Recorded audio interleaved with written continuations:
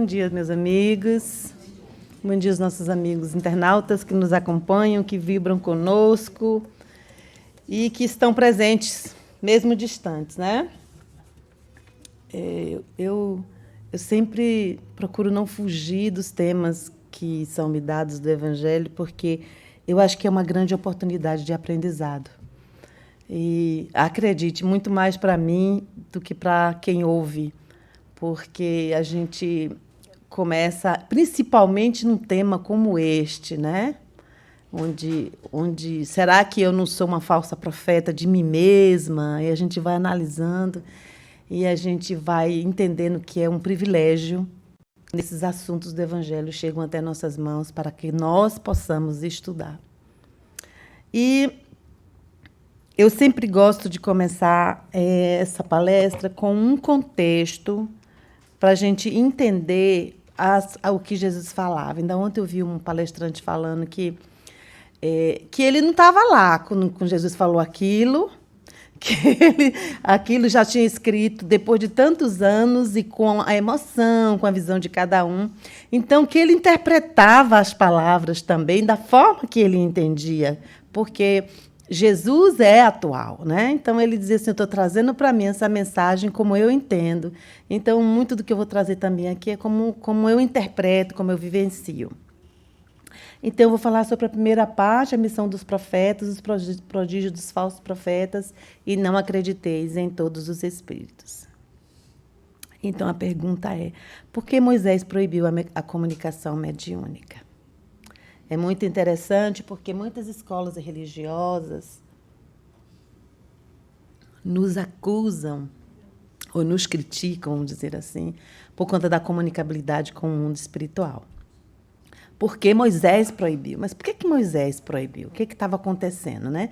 Porque para uma coisa ser proibida, é necessário que ela já tenha acontecido, ou que esteja acontecendo, para dizer assim, né? Os pais, você passa muito tempo nesse celular, você está proibido de usar esse celular. Então, você não vai proibir uma coisa que não existe. Não é verdade? Se não tem um celular, como é que você vai dizer? Está todo mundo proibido de usar celular. Não existe celular, então só vai ter a proibição, nesse caso específico de Moisés, com algo que estava acontecendo. O que estava acontecendo? Né?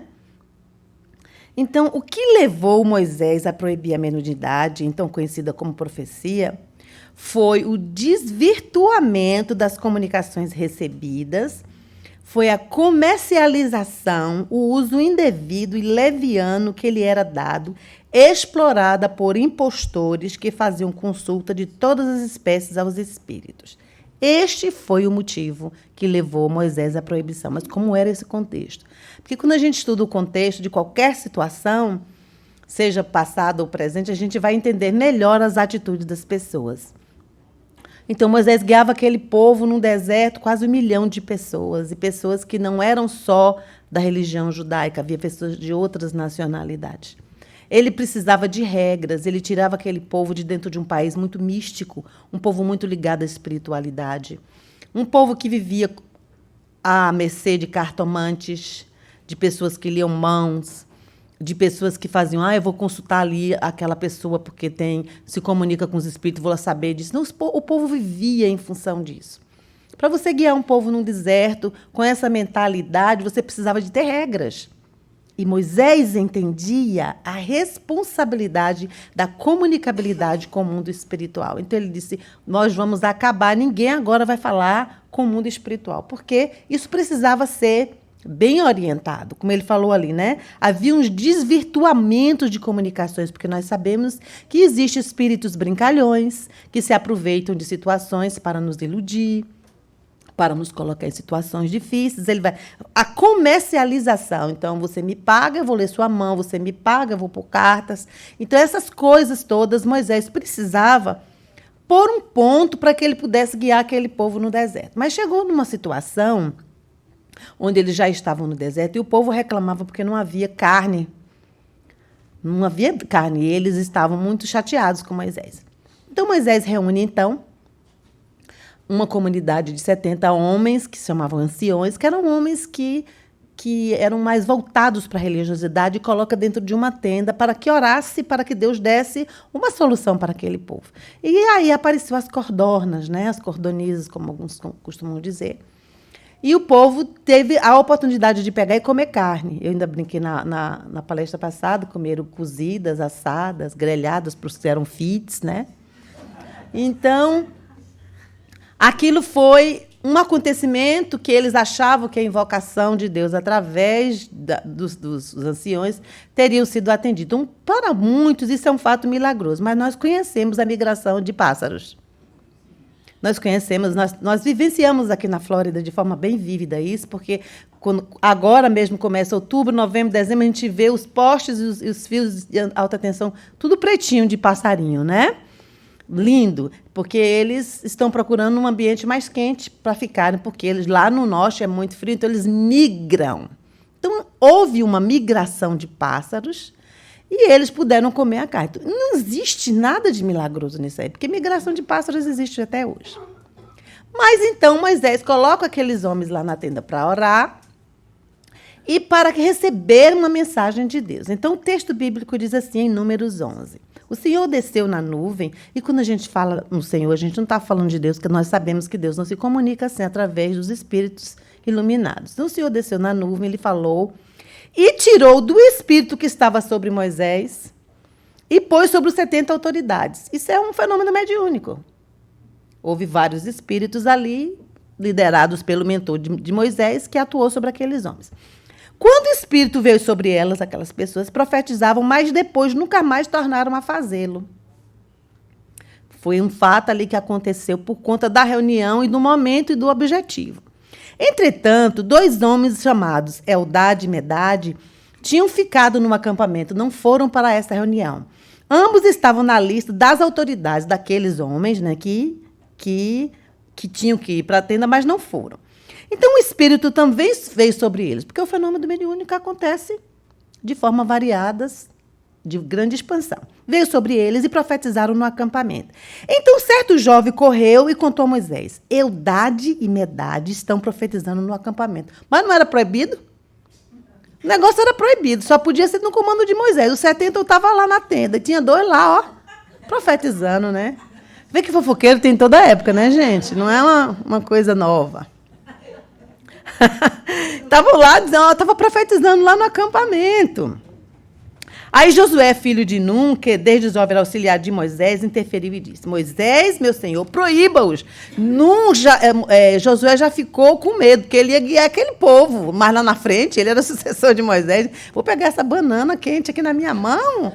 Olha, proíbe esse povo aí de falar. Aí Moisés diz assim, você está com ciúme por mim?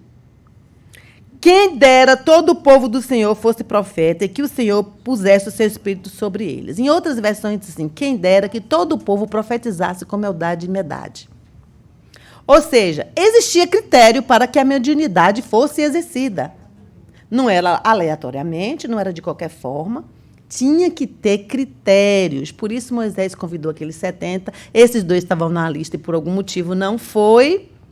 Mas existia vamos dizer assim, uma educação para que aquilo acontecesse. Esse foi o contexto. A gente sabe que uma religião profeta, né, é aquele indivíduo que alega ter sido contatado pelo sobrenatural ou divino, que fala por ele, servindo como um intermediário com a humanidade. A mensagem transmitida pelo profeta é chamada de profecia. Então, o profeta, principalmente no Antigo Testamento, eram aqueles homens que traziam a mensagem. Tanto que você vai ver que muitos dos profetas, as falas dele começam assim, o Espírito do Senhor veio sobre mim e eu profetizei. E o Espírito do Senhor falou a mim e eu falei. Então, era sempre ele o intermediário com o mundo espiritual. E o Evangelho vai nos dizer, segundo o Espiritismo, que no sentido evangélico, a palavra profeta tem uma significação mais ampla, aplicando-se a todo enviado a Deus com a missão de instruir os homens e de revelar as coisas ocultas dos mistérios da vida espiritual. No Espiritismo, nós vamos conhecer isso como um médium, que é aquele que faz o intercâmbio do mundo espiritual com o mundo material. Então, isso aí não tem nada de do outro mundo é uma coisa bastante comum. Mas quando a gente não conhece contextos, histórias, tudo que chegam através das pessoas que se dizem médium, os profetas, a gente acredita sem ter crivo. E nós precisamos ter crivo para isso. Veja isso aqui. Aqui entra em ação o Detetive Virtual. Colocou algum tempo atrás no ar. E quando a gente vê uma imagem como essa aqui?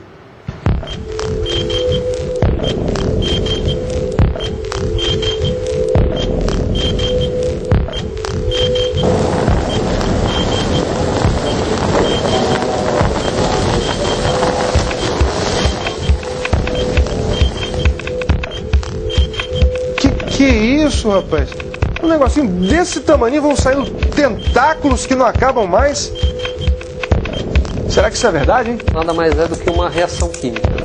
É um sal que é oxidado durante os processos de oxidação, ele vai expandindo, né?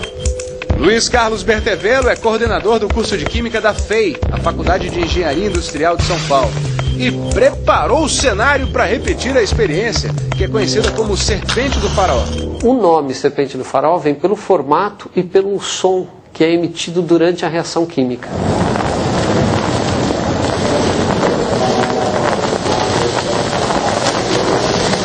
Mas é incrível! Como pode um volume tão pequeno se transformar num material tão grande? Aqui você tem um material sólido, compactado. E a hora que começa a reação, ele vai se transformando numa espuma. Então ele tende a essa expansão. Então o volume, como a gente percebe, ele aumenta aí em 10 vezes, 20 vezes. Mas que ninguém tente fazer isso em casa, porque o negócio é tóxico. Então, Pedra de Marte não é, mas esse vídeo aqui é verdade. É Serpente do Faraó. Mande seu mistério também. O Detetive Virtual vai investigar. Então, o Fantástico colocava... eu não sei se ainda tem o quadro, porque faz tempo que eu não vejo Fantástico, como do Detetive Virtual, onde ele tenta desmistificar algumas coisas que aparecem na internet, nos meios de comunicação. Então, veja só, se a gente não tivesse conhecimento disso, suponhamos que vocês não tivessem o conhecimento que a ciência trouxe, e alguém aparecesse e fizesse um negócio desse para vocês, vocês iam achar uma coisa maravilhosa, não ia? Porque vocês não conheciam o fenômeno. Mas quando a ciência explicou o fenômeno, você já não pode ser mais engambelado. Eu me recordo que, quando eu era criança, eu era muito inventiva. Lá vem coisa, né? Era muito inventiva quando eu era criança. E na casa de uma tia minha, ela tinha uma sala aí, uma sala aqui, um quarto aqui e um quarto aqui. Nesses 2 quartos, havia uma porta de comunicação entre um quarto e outro. Mas ninguém sabia. Porque se você está lá, não vou chamar você para entrar no quarto para ver nada, né? Mas nós morávamos na casa e tinha essa porta de comunicação de um quarto para outro. E como eu era muito criativa, tinha um menininho nas redondezas que a gente brincava e eu achava ele muito bobo. Eu gostava de engambelar essa criança. E um dia ele abriu a porta, ele entrou. Eu nem me lembro o nome dele, mas eu disse assim, olha, eu tenho irmã gêmea. Aí ele disse assim, não tem, porque a outra sua irmã está ali. E eu tinha combinado com minha irmã. Minha irmã disse, ela tem uma irmã gêmea. Assim. Disse, me mostra ela, então, para eu acreditar. Eu falei, você vai ver. Ele estava nessa sala, eu entrei por essa porta, troquei de roupa neste quarto, passei pelo outro e saiu na outra porta. Aí eu dizia assim, oi, eu sou a irmã da gêmea dela. E ele olhava aquilo, espantado, né? Porque a única coisa que fazia diferença de uma irmã para outra era a roupa. Eu disse, tá vendo? Eu sou irmã daquela que estava falando com você, que abriu a porta para você. Agora eu vou chamar ela. Eu entrava de novo pela porta, trocava de roupa e saía ela. E o menino ficou encantado com aquilo. E ele achava que eu tinha uma irmã gêmea, porque eu conseguia enganar o menino. Até o dia que minha mãe disse a ele que não existia irmã gêmea nenhuma, coisa nenhuma, e que a invenção era da minha cabeça. Enquanto você não sabe do fenômeno, você acredita. Né? E eu devia ser cientista, né? Alguma coisa dessa natureza. Porque a cabeça da criança de 7 anos de idade, já engambelando, por isso que eu nasci num lar evangélico, né? Para ver se estava a jeito logo cedo, que o negócio era sério, né? E eu engambelava o menino, mas quando o fenômeno foi conhecido, eu fiquei como mentirosa, né? Devo ter recebido alguma coisa por isso. Então, a mesma coisa que aconteceu aqui. Olha o que o Evangelho nos fala assim. Aos olhos do povo, todo fenômeno cuja causa é desconhecida passa por sobrenatural, maravilhoso e miraculoso. Conhecida a causa, como nós vimos ali no detetive virtual, reconhece-se que o fenômeno, por mais extraordinário que pareça, não é mais do que a aplicação de uma determinada lei da natureza. E não é? A junção do químico com o outro provocou tudo aquilo. Então, antigamente, as pessoas que prestavam mais atenção na natureza sabiam a época dos furacões, né? Sabiam quando começava a se formar um ciclone. Quando elas avisavam, essas pessoas eram mentoras, porque sabiam mas, na verdade, era uma observadora dos fenômenos da natureza, não tinha nada demais ali. Então, ele vai dizer, o Evangelho, é assim que a área dos fatos sobrenaturais se restringe à medida que se aplica às leis científicas. Então, esse fato que nós vimos aqui já se restringiu porque as leis científicas explicaram. Então, não é fenômeno, não é milagre, não tem nada extraordinário aí. Desde todos os tempos, certos homens exploram, em proveito de sua ambição, de seus interesses, de seu desejo de dominação, certos conhecimentos que possuíam para conseguir o prestígio de um poder supostamente sobre-humano ou de uma pretensa missão divina. Então, as pessoas que sabiam dessas coisas usavam isso aí para exercer autoridade, para colocar ali para fora todo o seu orgulho, né, toda a sua imponência. E o Evangelho nos chama a atenção para isso. E essa coisa, né, dessa ambição é muito forte até nos dias de hoje. E eu resolvi fazer, então, uma pesquisa para saber dos cristos que apareceram por aí. Né? Como é que muitas pessoas se dizem cristos? Porque haverá falsos cristos e falsos profetas. Então, eu achei 35, eu trouxe 3 para a gente ouvir. No século XIX, apareceu Arnold Porter, que afirmava que o Espírito de Jesus Cristo entrou em seu corpo e ele se tornou Cristo, Filho de Deus vivo. Mas ele morreu numa tentativa de subir ao céu e pular de um penhasco. Então, você veja que ele nem lembrou de Ícaro, né? Que ele fascinação total. Ele nem se lembrou de Ícaro, podia ter feito umas asinhas ali com cera. Não, ele pulou do penhasco. Sou Cristo, vou pular do penhasco. Veja só. Como é a fascinação, quando é a ambição do outro. Isso no século XIX. Aí eu arranjei um brasileiro, no século XX, para fazer assim, uma homenagem a nós. Henri Cristo. É um astrólogo brasileiro que afirma desde 1969 ser o segundo Jesus reencarnado. Vive em Brasília, onde ele vive. Considerado por ele e seus discípulos como a Nova Jerusalém, mencionada no Apocalipse. Gente, ele se acha o segundo Cristo. Né? Tem 20 seguidores. 20 seguidores. Fez lá uma fazendinha e colocou lá as pessoas, 20 seguidores, esse rapaz, esse Cristo. Veja aí no século XXI, né? Agora vamos para um mais perto daqui da gente também. Oscar Ramiro Ortega Hernández. Em novembro de 2011, disparou 9 tiros com um rifle AK-47 contra a Casa Branca, em Washington, dizendo ser Jesus Cristo. Disse que foi enviado para matar o presidente Barack Obama, que seria o anticristo.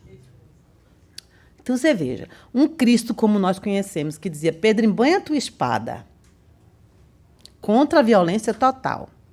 Vai lá pegar um AK, é bem moderno isso, um AK-47 e fuzilar o outro. Então, a gente tem que estabelecer critérios para uma coisa dessa. A gente tem que estabelecer critérios para uma coisa dessa. E aqui, exatamente nesse capítulo, que Kardec colocou 2 coisas bastante interessantes. Ele fala assim... E assim, meus irmãos, que deveis julgar, são as obras o que deveis examinar. As obras. Como é que a gente vai conhecer? Qual é o crivo? As obras. Porque nesse capítulo ele fala que a gente vai conhecer a árvore pelos frutos. E ele vai dizer, se aqueles que se dizem revestidos do poder divino estão acompanhados de todas as marcas de semelhante missão, quer dizer, se possui o mais alto grau e as virtudes cristãs e eternas, quais são elas? A caridade, o amor, a indulgência, a bondade que concilia todos os corações. Sem apoio às palavras, eles juntam os atos, então poderei dizer, estes são os realmente enviados de Deus. O critério é esse. Está bem claro para a gente. Então, a gente não pode classificar esse povo como nesse critério que Kardec nos ensina. E diz assim, Isto posto, concluí que o verdadeiro missionário de Deus deve justificar a sua missão pela sua superioridade, por suas virtudes, por sua grandeza, pelo resultado e pela influência moralizadora de suas obras. Este é o critério. Se sair fora de sair, pode cair fora, porque com certeza não é o vindo de Deus, o vindo de Cristo ou da espiritualidade para nos guiar, nos orientar. O critério é a moralização e os atos. É que vai falar mais alto. E aí o Evangelho vai nos dizer de novo. Os fenômenos espíritas, longe de confirmar os falsos cristos e falsos profetas, como algumas pessoas gostam de dizer, vêm, pelo contrário, dar-lhes o último golpe. Não soliciteis milagres nem prodígios ao espiritismo, porque ele declara formalmente que não os produz. Então, mais do que ninguém, nós temos conhecimento, porque está dizendo, nós não devemos solicitar, porque o espiritismo não vai produzir isso. Bem verdade que numa fluidoterapia, num passe, muita gente fica curado. Mas ali nós temos o magnetismo, temos o concurso do mundo espiritual, temos o merecimento, tantas coisas envolvidas naquilo ali. Às vezes a gente cura a pessoa apenas com uma palavra. Até o tom da voz dando um conselho, a gente é capaz de colocar de pé uma outra pessoa. Isso não é um milagre? Visto de uma outra forma? A casa tem um estudo que fala os milagres na visão espírita, que vai colocar isso de uma forma bem assim, sábia e ampla para nós. O espiritismo não produz milagre. Milagre, como as pessoas acreditam, é derrogação da lei de Deus. E Deus é imutável. Então, a gente fecha a questão, né? Como se vê, os que fossem tentados a explorar esses fenômenos em proveito próprio, fazendo-se passar por enviado de Deus, não poderiam abusar por muito tempo da credulidade alheia e bem logo seriam desmascarados. A missão se prova por efeitos morais que nem todos podem produzir. Então, a gente tem que estar atento as pessoas que a gente, às vezes, coloca num patamar, como achando que essa pessoa é mais iluminada, que essa pessoa é espiritualizada. Quais são os frutos que essa pessoa está promovendo? A gente tem que ter o critério para saber o que a gente aceita e o que a gente não aceita. Então, Jesus, sabendo que aquele povo os seus seguidores vindo de cativeiros, de povos que domaram, de povos que passaram costumes, Jesus sabia que ele ia ascender, que ele teria que desencarnar, e esse povo ia ficar à mercê de qualquer pessoa que pudesse sugerir alguma outra coisa a eles. Imagine se você vive numa situação de penúria e alguém lhe promete que você vai sair dali, que você vai ter isso, vai ter aquilo. Você não vai aceitar? A sua situação de penúria vai fazer, a sua condição psicológica vai levar você a acreditar naquilo. Então, ele faz essa recomendação no Sermão da Montanha. O que o Sermão da Montanha veio nos dizer? Veio marcar o cuidado que se deveria ter com as ilusões e as seduções dos impostores. Jesus perceberam quantas pessoas cansadas, inseguras, sentindo fracas e frágeis, procuravam amparar-se em alguém. Eu fico pensando que nesse momento Jesus foi movido por imensa compaixão, por um imenso amor. E ele não estava vendo só aquele povo naquela época, porque a mensagem do Cristo é atual, né? Que precisavam de pessoas que tivessem valores morais para conduzir aquele povo, como é no dia de hoje, né? Então, ao ver a multidão, ele teve compaixão, o texto fala dela, porque estava cansada e abatida como ovelha sem pastor. Jesus vira o risco que corriam de se deixar liderar por falsos profetas, que poderiam ser um perigo para os trabalhadores da vinha.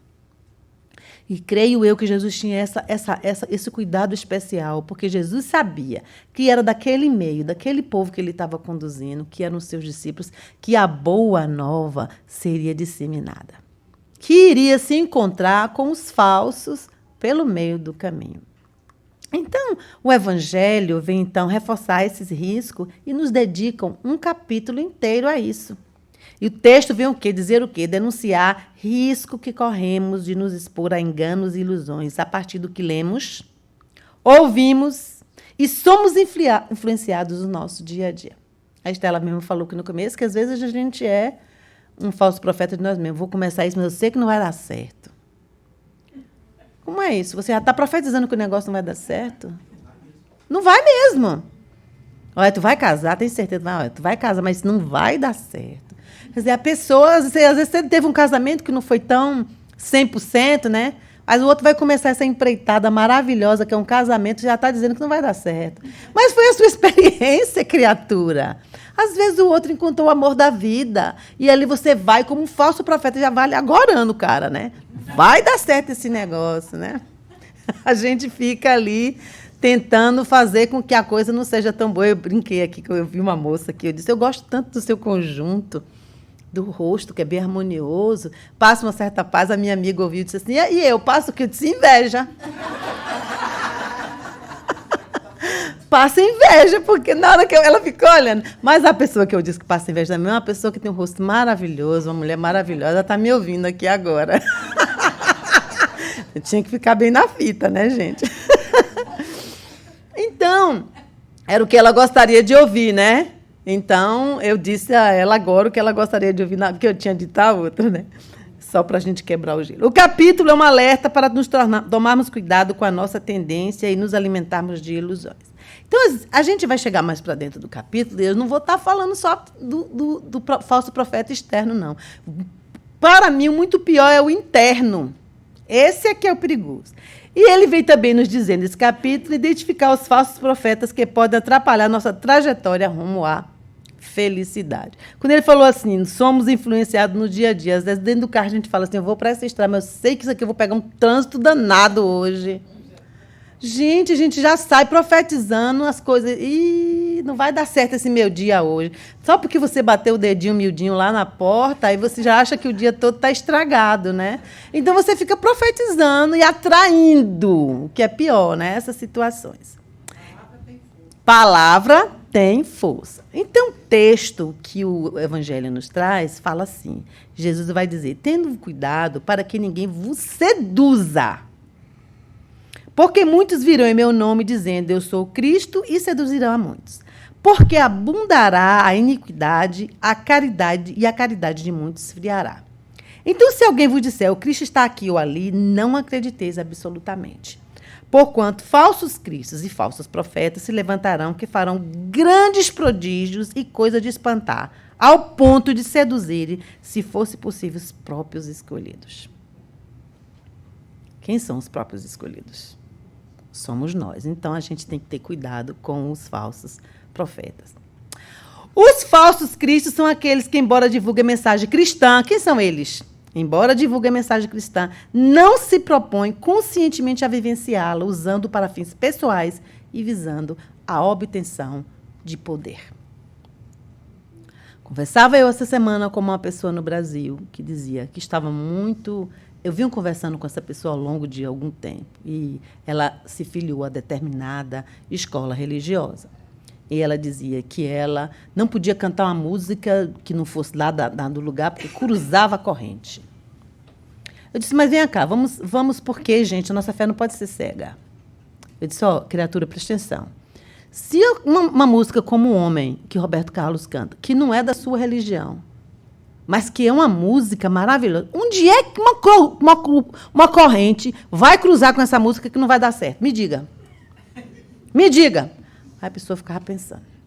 Não, aí na outra semana outra coisa. Não, porque agora eu tenho que comprar um vestido de R$800 porque eu tenho que ganhar força. Digo, virou karatê.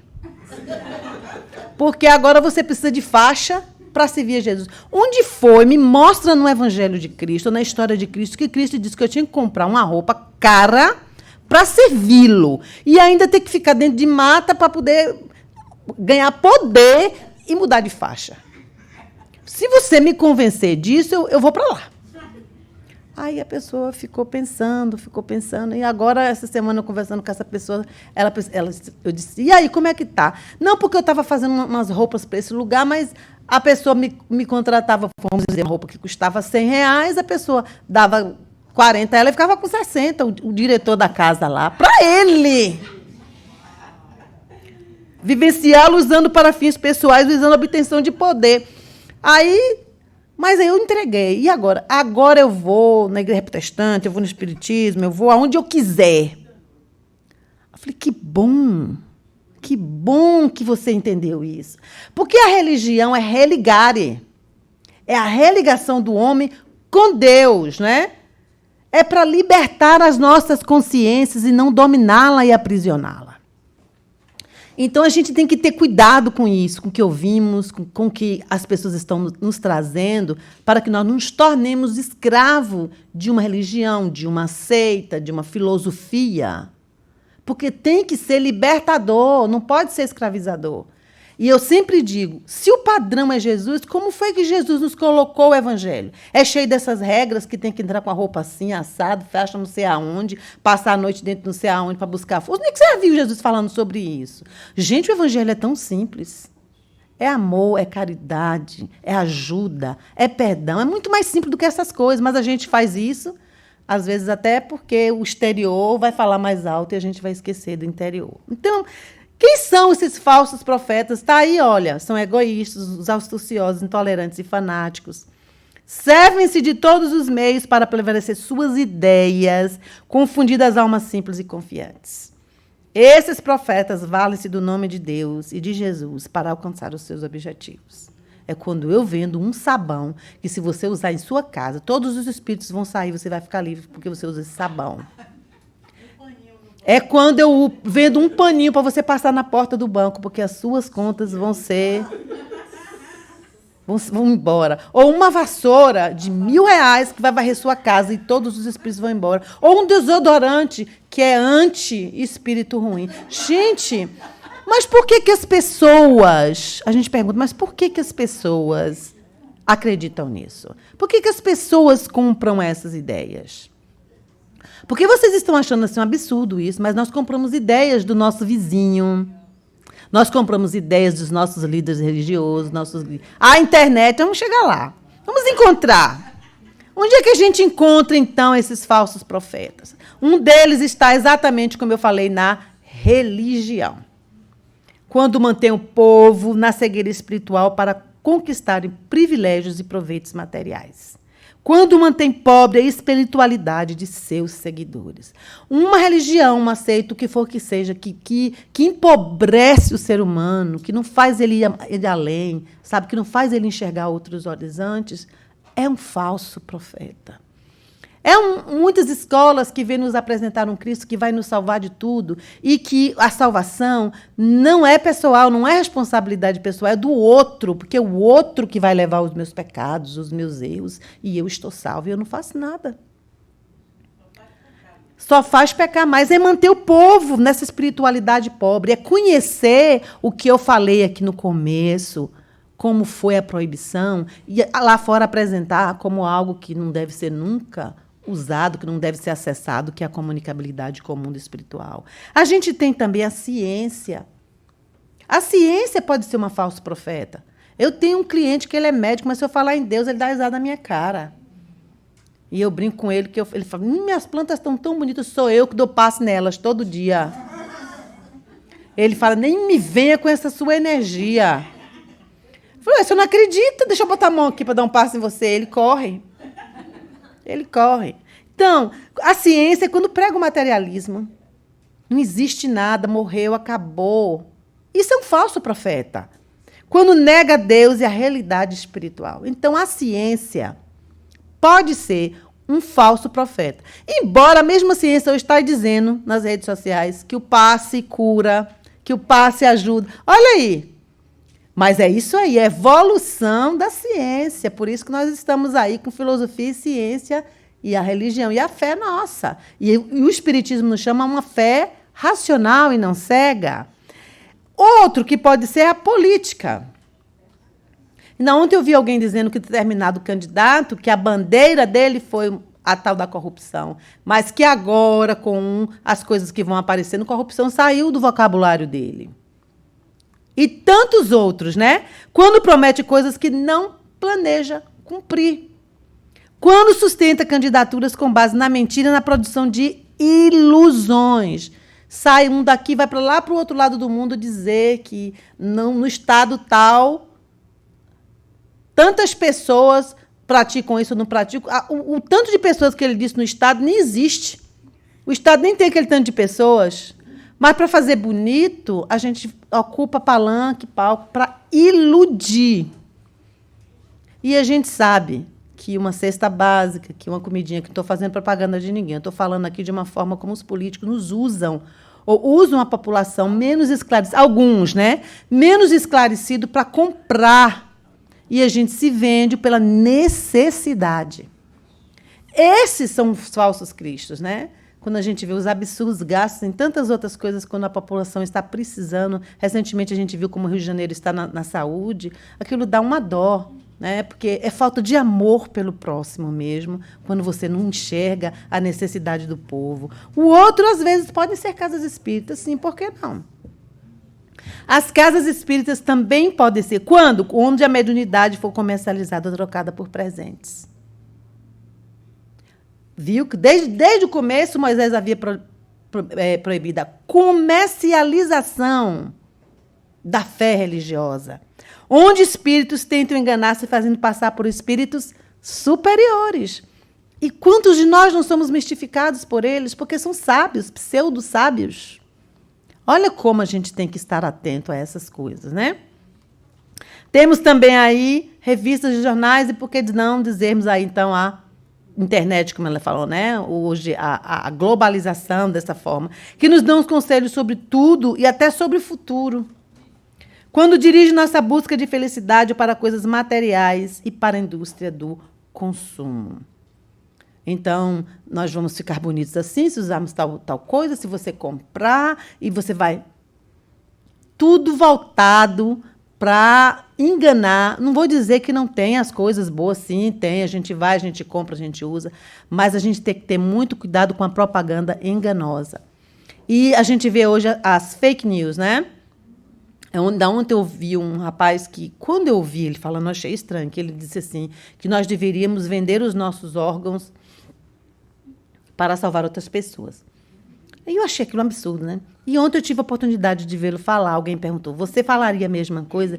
Ele disse, falaria, mas explicaria melhor o que eu quis dizer, porque a imprensa deturpou e levou para o outro lado. Ele dizia que no Irã, eu não sabia, é um dos países do mundo que tem a menor índice de morte, porque as pessoas doam os órgãos. Não, minto. As pessoas não doam os órgãos, as pessoas vendem os órgãos.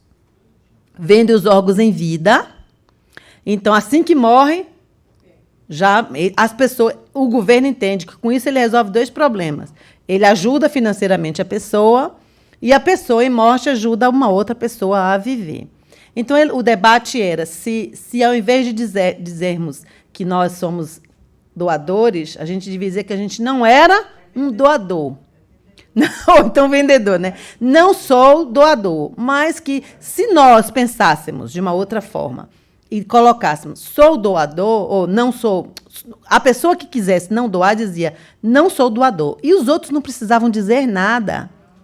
Porque a probabilidade da gente salvar vidas era imensa. Nós temos o direito de dizer sim ou não, mas ele estava dizendo assim, que ele teria colocado de uma outra forma. Ele pensou, porque a gente é uma coisa aqui, mas quando a gente vira a esquina, a gente não é mais a mesma pessoa. A gente já está pensando de uma forma diferente. Então, eu fui entender o que ele quis dizer, por que ele estava dizendo, e o debate continua. Deve ser ou não deve ser, e tal, e tal. Mas eu estou dizendo assim, da força que tem a internet, o que ela vende e o que a gente compra também, que a gente deve estar sempre atento. Recentemente foi colocado, deixa eu colocar aqui, fake news of real people, onde eu vou dizer, como político, que eu vou construir uma ponte maravilhosa que vai nos levar a tal lugar. Então, ele retrata, é uma verdade o que eu estou dizendo, mas os truques da internet vai pegar minha face, vai mudar assim, minha boca assim, meus olhos assim, então eu vou dizer, nós vamos construir uma ponte que vai ser uma maravilha. Então, quem está por detrás disso vai dizer, como é que uma pessoa que vende essa ideia está com essa cara?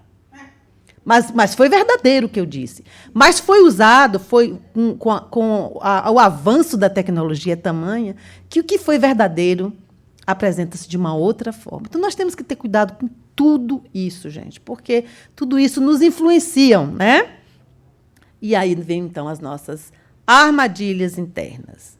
São as armadilhas psíquicas em nós mesmos, quando caímos por não conhecermos devidamente como funciona a psique humana. Como é isso? Esse cara aí está dizendo, espelho, espelho meu, existe alguém mais espiritual do que eu? Porque ele se acha o espiritual, o cara. Vou dizer para ele, né, como eu disse semana passada aqui, acho que foi aqui que eu falei, que se a gente acha que eu sou um espírito muito evoluído, você tem raiva? Você é egoísta? Você tem inveja? Então, como é? Qual é a classificação? Então, ele não fez essas perguntas a ele se viu daquela forma ali, né? As ilusões que criamos servem-nos, de certa forma, de defesa contra as nossas realidades amargas. Eu me acho, né? Porque eu sou. Embora possa, por um lado, nos poupar das dores que momentaneamente, por outro, nos tornam prisioneiros de uma irrealidade. Isso é algo que a gente tem que ter muito cuidado. Ser realmente, de fato, quem nós somos. Um homem tinha um burrinho, ele tinha pouco dinheiro. E ficou difícil ele viver, e ele tinha aquele burrinho, precisava dar comida do burrinho, porque aquele burrinho era o que fazia ele ganhar o ganha-pão dele. Então, o que ele fez? Ele estava pensando numa solução quando ele viu um tigre morto. Ele foi lá, tirou a pele do tigre e botou no burrinho. E disse assim, agora eu vou botar o burrinho lá perto daquele homem que tem uma fazenda para comer a comidinha lá, o capim, e ninguém vai chegar perto, porque é um tigre, e quem vai chegar perto do tigre? E os fazendeiros não vão chegar perto, ele vai passar a noite toda comendo lá o capim. E ele botou o bichinho lá, e o bichinho toda noite comia, que se fartava. De manhã ele tirava a capinha do bichinho e continuava o trabalho dele. Mas um dia, ele colocou o bichinho lá, e os fazendeiros não abriam nem as janelas, porque tinha um tigre no pasto. Mas um dia, soltaram umas burrinhas lá no pasto também, mais no outro. E as burrinhas começaram, pelos instintos, a fazer barulhinhos, e o bichinho resolveu responder os barulhinhos das bichinhas. E ele foi descoberto que não era tigre, era um burro. Então, a gente vê que ele... Olha aí, como a verdade vai sempre aparecer. Sempre, o engano tem dias marcados. Nós vamos nos revelar como nós somos. Podemos. É verdade que a gente se veste de máscara, porque eu, se estou encantada e namorada, não vou dizer, olha, eu sou manipuladora. Eu sou dominadora. Eu não durmo com um prato sujo na pia. O cara vai correr, né? Então, a gente diz, não, eu sou uma florzinha do campo. Sou maravilhosa, né? Não, e vice-versa, né? Mas eu estou dizendo que algumas máscaras nós colocamos bem intencionadas. A gente quer se casar, né, gente? Mas uma hora cai. Vai cair a pele de tigre do burrinho. Então, para possuir uma mente sã, é preciso que tenhamos a capacidade de aceitação da realidade, jamais fugindo dela. Nós somos o que nós somos. Eu ri do Adenauer ontem, porque ele disse que estava ouvindo uma palestra dele, ele foi fazer um concurso. Ele precisava muito do emprego.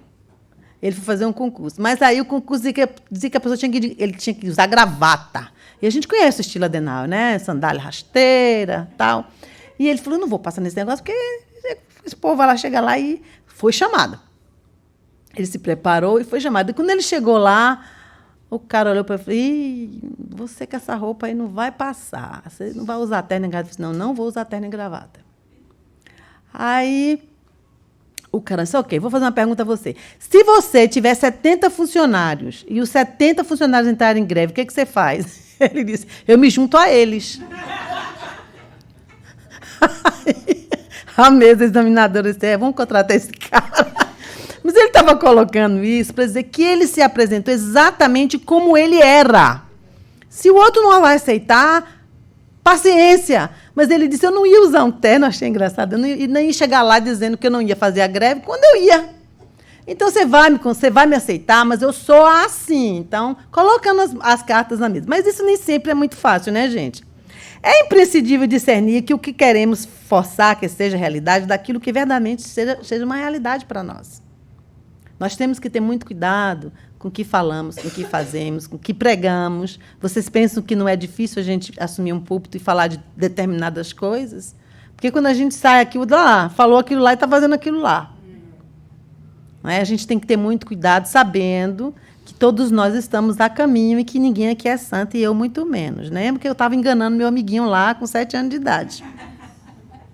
Os falsos profetas de nós mesmos, quando é que nós somos? Quando transferimos para o mundo externo a responsabilidade que nos compete. Advertijando as pessoas com as nossas próprias características não percebidas. E quantas vezes a gente fala, né? Muito orgulhoso. Já espelhando aquilo que nós somos muitas vezes e não assumimos. Então, podemos ser falsos profetas de nós mesmos. Talvez essa é a parte mais difícil. Quando atribuímos qualidades superlativas pertencentes a pessoas às quais admiramos. Então, noutra vez eu digo, eu me acho Madre Teresa de Calcutá. Porque ela é assim, ela é essa. Eu não sou, mas eu me atribuo aquelas qualidades. Por motivos variados. Sou falso profeta de mim mesma. Quando ampliamos uma qualidade ou defeito de alguém para outra pessoa com quem convivem. Isso é fofoca, isso é maledicência. Quando a gente costuma fazer isso. Ou então, quando a gente adota um comportamento diametralmente oposto ao que não sabemos aceitar e entender em nós mesmos. Nós acabamos vendendo imagens que não são nossas. E isso é de uma forma muito sutil. Às vezes alguém chega e fala assim, olha, fulano de tal fez isso e fez assim, esse fulano de tal não presta, a gente compra aquilo. A gente não sabe qual foi o contexto que aquilo aconteceu, a gente não conhece a história do fulano de tal, a gente não sabe o que está acontecendo, por que está acontecendo aquilo, e nós julgamos. Quando a gente podia muito bem nesse momento escutar, ponderar e ver, porque a moeda tem 2 lados. Não é verdade? Veja aí, tendo cuidado para alguém não vos seduzas. Jesus disse. Ali a gente tem aquele quadrinho ali que eu trouxe da outra vez, e tem uma jovem e tem uma senhora idosa ali. Vocês conseguem ver? Tem uma jovem ali, né? A jovem virada aqui para o meu lado, ela tem um ouvidinho, depois você vai ver o narizinho dela assim, formar um colazinho, a jovem. A senhora idosa, você vai ver que o colazinho da jovem é a boca da senhora idosa.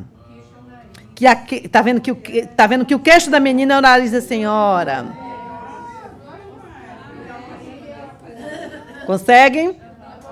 Mas, a priori, é difícil você ver. Porque se eu ver logo a velha, eu vou querer ver a nova. E se eu sou nova, eu não vou querer ver a velha. Então, olha como é a ilusão. Olha como a gente vê determinadas coisas e não vê determinadas coisas. Ver o todo é complicado. Ver o todo não é fácil à primeira vista. Então, as nossas ilusões nos enganam. A ilusão da posse material proporciona a felicidade. Quando é que eu sou um falso profeta de mim mesmo? Quando eu creio que o que é material é que vai me proporcionar felicidade. Ajuda, mas não é tudo. Não é o meu foco, não deveria ser meu investimento. Quando é que eu sou um falso profeta de mim mesmo? Quando eu digo que o poder e a fama garantem o amor. Se eu for famosa e tiver dinheiro, eu vou ter um amor. É assim a história? Eu contei aqui em outra palestra passada que o cara ganha na loto, um senhor com uma certa deficiência de se locomover, ganha na loto, mas ele queria uma mulher bonita, ele consegue, casa-se com essa mulher e ela mata ele para ficar com o dinheiro dele. Então, gente, o poder e a fama, o dinheiro não vai garantir o amor, e muito menos a felicidade. A força bruta protege da agressão. Então, se eu for para cima de você, gritando, eu vou me proteger da agressão. Muito pelo contrário, eu vou estimular a agressão do outro. Exatamente, você grita e um outro dá um tiro. Eu tenho um problema, eu não dirijo muito bem, não, mas eu tenho um problema no trânsito, porque eu sei que eu vou naquela via, que essa via de cá vai morrer. Né? Vai virar, a setinha está ali dizendo no chão que vai acabar, que é only. Então, eu já estou sabendo que eu tenho que andar aqui, eu vou aqui. Mas vem um engraçadinho que não quer ficar na fila, né? Aí o engraçadinho não quer, ele quer entrar de todo jeito, né? Aí aquilo... Aí tem dia que... Eu saio desarmada. Tem dia que eu estou boazinha, mas tem dia que eu digo, você não passa hoje. Aí eu digo assim, mas peraí. Aí eu falo assim comigo, né? Peraí. Que isso? Você está disputando o quê com quem? Um carro só. Aí eu digo assim, um carro só aqui, mas entrou outro lá na frente, entrou outro lá mais na frente do outro. Mas aí eu fico assim, mas por que isso? Olha como a gente não se conhece, né? Olha como uma coisa tão pequena vai me dizendo, você está muito competitiva. Você está muito competitiva. E o que é isso? Que necessidade de estar à frente é essa? Pode botar o seu pezinho no freio agora e deixa aí 1 ou 2 ou 3 passar na sua frente. Já passou demais também, né? Porque tudo demais é veneno, né, gente? Mas olha como vocês veem que a situação da vida vem dizendo a nós que nós não somos aquilo que nós pensamos.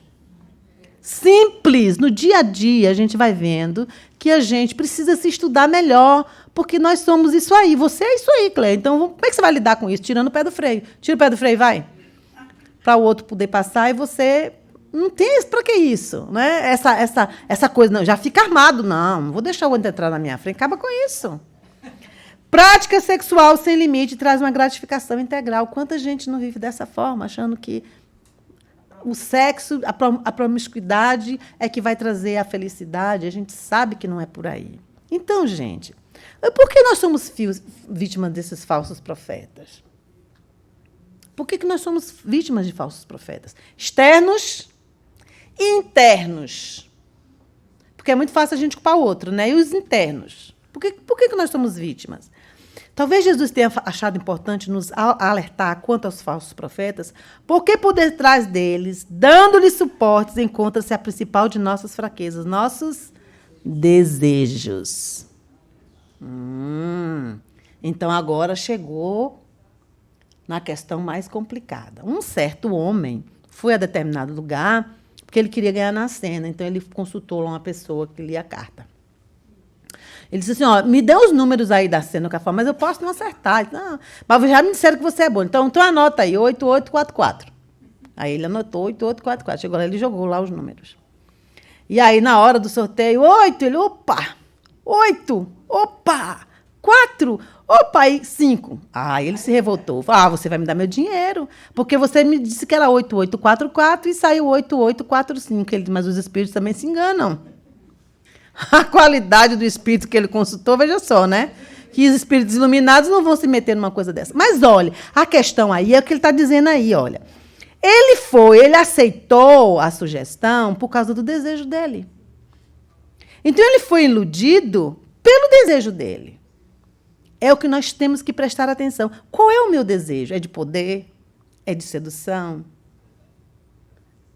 Qual é o meu desejo? Porque eu vou procurar alguém que me ajude ou que me dê força para aquilo, e dessa forma vão aparecendo as falsas promessas e os falsos profetas. Então, gente, a principal de nossas fraquezas, os nossos desejos. Eu coloquei uma frase que eu achei linda hoje aqui, que diz assim, você não vai conseguir pescar um peixe com uma isca de ouro. Não é o que o peixe vai ser atraído. Mas se você botar um pedacinho de carne, um minhoquinho, ele vai. Né? O cavalo, se você jogar pérola, ele não... O cavalo vai dar valor à pérola? Se for eu, vou lá e cato tudo, né? Mas o cavalo não vai. Por quê? Porque se você botar um fêmurzinho ali, ele vai atrás. Então, ele dizia assim, somos induzidos ao erro na pauta das nossas astúcias, do nosso desejo. E aí a gente não pode culpar ninguém. Os falsos profetas são apenas depositários dos desejos que nos afastam do caminho. E o caminho, e a verdade, e a vida é Jesus. Se sairmos desse padrão, estamos seguindo aos falsos profetas. Internos e os externos. Por isso que Emmanuel fala assim pra gente. Eu trago Emmanuel, porque eu sei que Marisa é fã dele. Eu não posso sair daqui sem Emmanuel. Emmanuel diz assim, os falsos profetas vivem nos recessos de nosso próprio ser. Quantas vezes a gente se ilude achando que somos tais, orgulhosos, egoístas. Vivem no recesso do nosso ser. Surge cada dia invariáveis na forma da intriga ou da maledicência, da leviandade ou da indisciplina, induzindo-nos o coração a cerrar-se contra a nossa consciência. Lembra de mim no trânsito, está dentro de mim. Eu é que tenho que ver isso aí, me saber para onde está me levando. E ele continua nos dizendo, é forçoso, gente, a gente distinguir sempre o exterior do conteúdo. O exterior do conteúdo. Exterior atende à informação e ao revestimento. O conteúdo, porém, é substância e vida. Exterior, em muitas ocasiões, afeta unicamente os olhos. Conteúdo alcança a reflexão. Como podemos ser tão cegos, né? Exterior, a casa impressiona pelo feitio. O interior, contudo, é que ele decide o aproveitamento. Exterior consegue enganar. Um frasco indicando medicamento é capaz de trazer corrosivo. Uma bolsa aparentemente inofensiva pode encerrar uma bomba. Conteúdo, entretanto, fala de si. A essência disso ou daquilo é ou não é. Então, não é o exterior, é o interior. Lembra que ele fala que a gente está trazendo conosco nossas ilusões que nos enganam, nos levam à queda. E Joana vem fechar nossa palestra de hoje nos dizendo, olha que coisa interessante, enquanto não aprofunda o sentido da realidade, a fim de identificar-lhe os conteúdos, todos os espaços mentais e emocionais permanecem propícios aos anseios da ilusão. Por isso somos constados a nos analisarmos a nós mesmos, estudarmos a nós mesmos, buscar o nosso interior, entendermos o que sentimos, o que passamos, quais são os nossos pontos que são mais vulneráveis para que a gente possa trabalhar. Prestar atenção no conteúdo interior, porque são pelos frutos que nós seremos conhecidos. Muita paz, muita luz. Muito obrigada.